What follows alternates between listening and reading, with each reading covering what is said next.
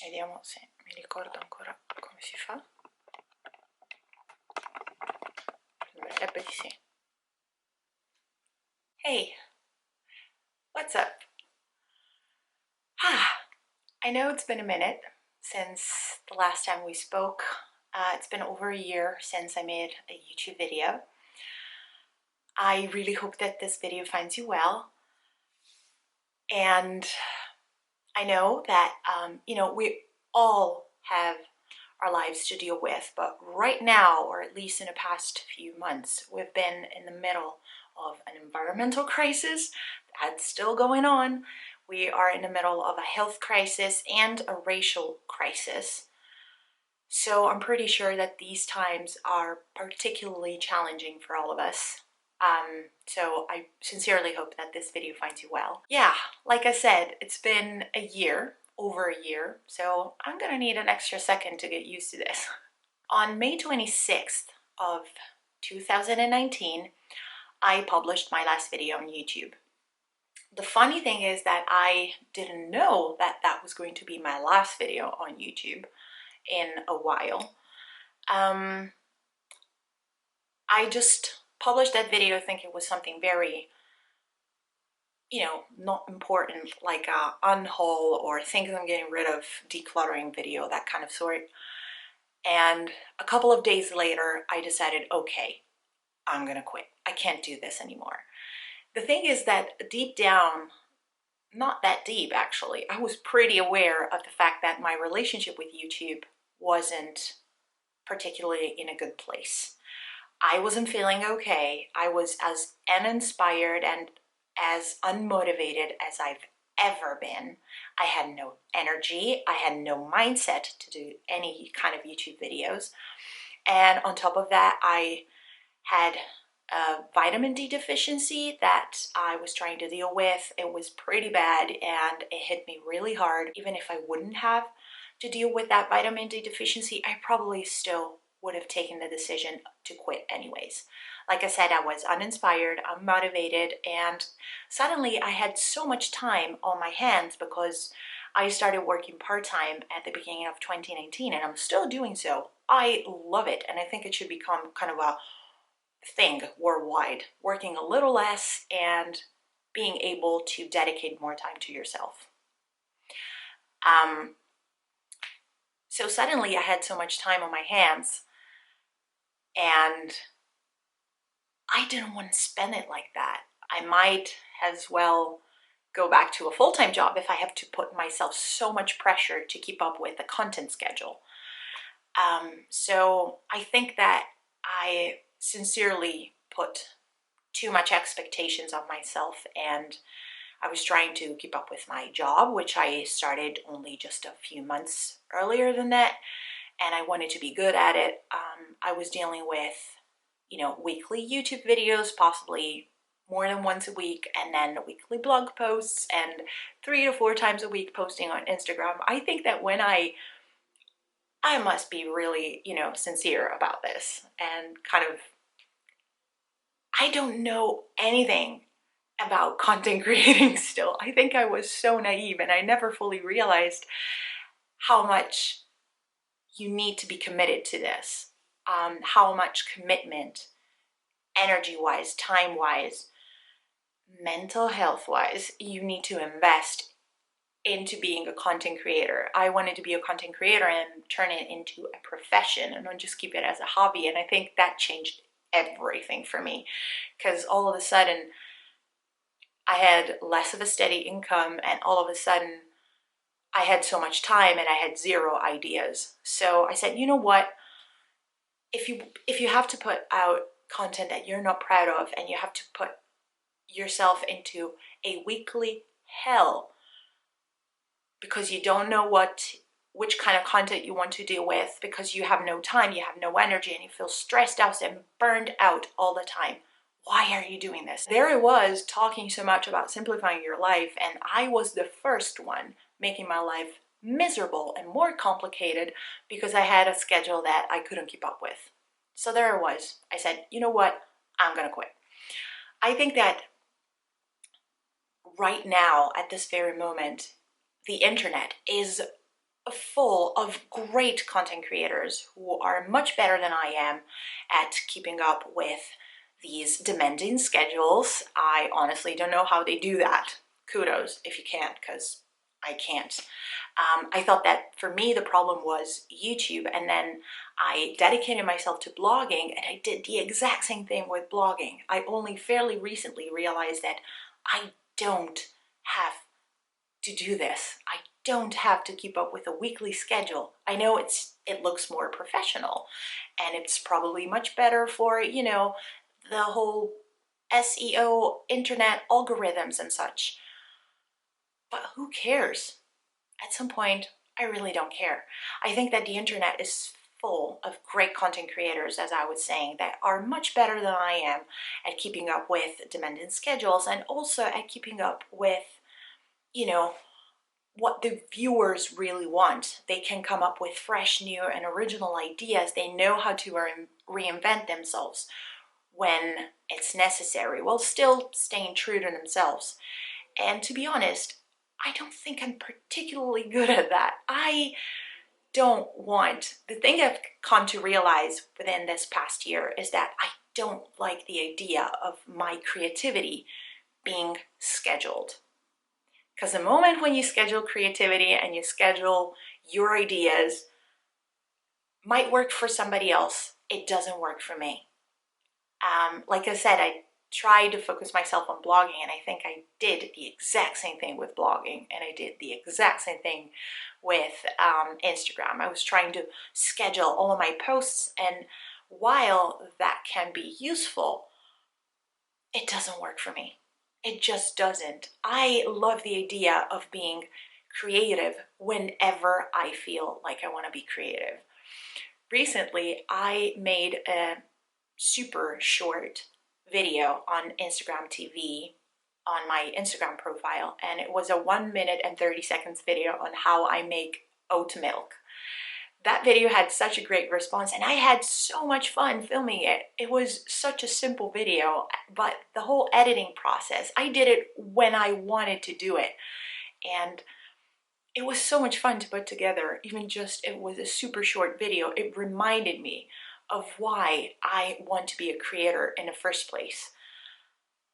The thing that I really miss about YouTube, and probably the reason I'm turning on the camera today and I'm filming this, is because I miss that creative flow, that thing of being completely immersed into a project and not even realizing that it's getting late and I still haven't had lunch yet, or, you know, oh, I've already been working on this for 3 hours and it feels like kind of 10 minutes. That is the thing that I really miss. There are so many great creators out there, and I admire a lot of them for, you know, doing this. But when you are a content creator on social media nowadays, the entire system is based on algorithms. It's based on numbers. It's based on clicks and views. Am I in focus? The entire system is based on algorithms, is based on numbers, is based on how many hearts you get, how many likes, thumbs ups, or whatever that thing is, whether that's on Instagram, YouTube, I don't know, Facebook, or if you have a blog and you're publishing an article. That system and that algorithm takes the decision for your viewers and followers, who is going to see that, how it's going to be, how spread that's going to be on the internet. And even if you don't care, at some point you put so much effort into a piece of content, and numbers determine how good you are. And all of that takes the excitement away. Nobody wants to be a content creator when numbers decide for you if you're good at it or not. And that's the thing that I was very naive about. I didn't fully realize which kind of commitment, because this system puts the pressure on you of putting more content out there so you get more visibility, if that makes any sense.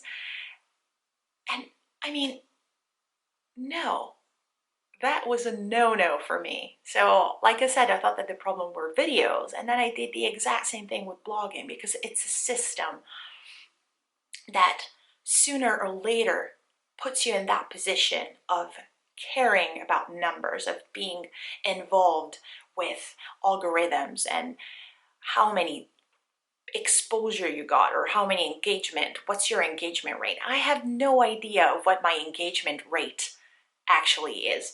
So no matter what kind of social media we're talking about, I think the thing is pretty much always the same. And please do not get me started on TikTok. I gave it a try. I did. I really tried. But Jen, before judging it, try it out. I think it was 2 weeks ago. I already didn't have like a good first impression of it, but I downloaded it. I tried it, and seriously, 10 minutes later, I deleted it, and I wish I never, even downloaded that thing in the first place. I haven't fully grasped the concept of TikTok. But anyways, I guess I'm getting old. I don't know. But anyways, that's the reason that made me quit. So as you have seen, I've kept my channel open this entire time. I took the majority of my videos I've set it to private, and I've only left out the content that I'm super proud of, and that you guys seem to have enjoyed the most. I inadvertently published a listed video that I made for a Fridays for Future event last year. So apparently you guys got notified about that. But if you're getting the notification of a weird video of me in Italian talking about zero waste in Italian, yeah, whatever. I messed up. I don't know what I did, but I set the video to public for like 10 seconds. And yeah, you guys got notified for it. So yeah. So I left my channel open this entire time, and a part of me wishes that I could all of a sudden delete everything I ever did on the internet, forget that I've ever been a content creator, and just go back to be anonymous me, normal anonymous me. But on the other hand, I'm not ready to let this thing go. I love nourishing my creative kid. I love content creating. Otherwise, I probably wouldn't still be at it at this point. So one way or the other, whether writing, and sure, writing is probably better for me, because kind of this relationship with the camera, I've always been a little bit of a camera shy person. So hiding behind a keyboard is kind of safe when you're an introvert and everything that implies. But I love creating. So a part of me doesn't want to let this thing go, because I'm proud of the things that I did. And I'm so grateful and happy about the fact that I still get messages to this very day. I miss your videos, or thanks to your videos, I did this and this and this. I changed my life. I changed this habit, and I started doing this thing instead. So I don't know if that's going to be in 3 days, 3 months, or 3 years, but I want to keep myself the chance open of rediscovering what being creative means. And instead of doing it under a weekly schedule or an impossible schedule, I'm going to do it whenever I feel like doing it. And the things that I really miss the most are the more complicated videos, or things that required a little bit more than me sitting in front of the camera and talking about stuff.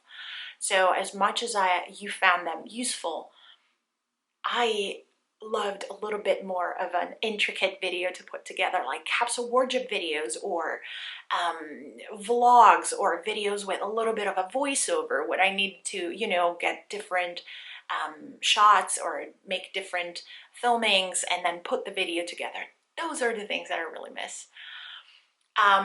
Yeah, so I guess I'm back-ish. So, just connect the dots. I'm not going to do it on a weekly schedule, and I'm going to my main focus is going to be eco-minimalism, because that's the thing I live by. Of course, the camera just died. I guess I'm not getting better at this. Anyways, like I was saying, um, my main focus is still going to be eco-minimalism because that's the thing I live by. Um, but let's just loosen up things a little.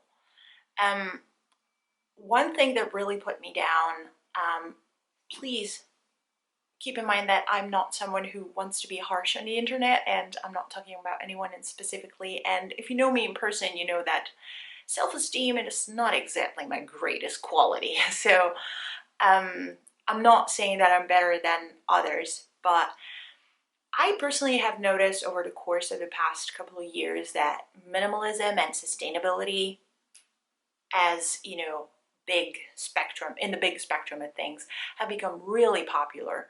So because of this, of course, the good side, the good thing is that a lot of people are talking about this and are making more are bringing more awareness around the importance of living more simply and consuming less and living more sustainably and ways to be more eco-friendly and such.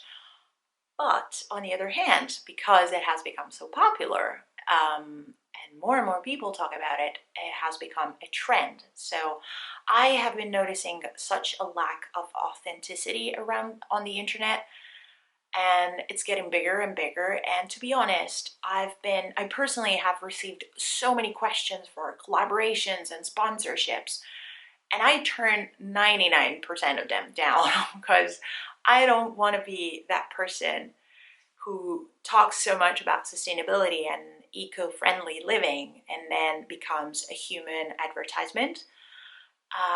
And other people are comfortable in doing so. Good for them. I am not. So I'm just going to keep on doing my thing and just go with the flow. Other than this, yeah, last year after I quit YouTube, I did two of the most beautiful travels I've ever did. I was by myself. Babe and I weren't able to travel together last year, so I traveled by myself and it was awesome. And as you can see from the background, we moved to a different apartment, which we love. It's not bigger than the previous one, but we have an extra room, which we could totally use. And it's been fantastic. There's been lots of ups and downs, lots of downs, but also lots of ups. And I think that this past year have made me more aware about who I am and taught me more about who I am and how I need to change my mindset towards life and how I need to act as a person to be better, and to be fully, there for the things that I want to be there for. You can't pour from an empty cup.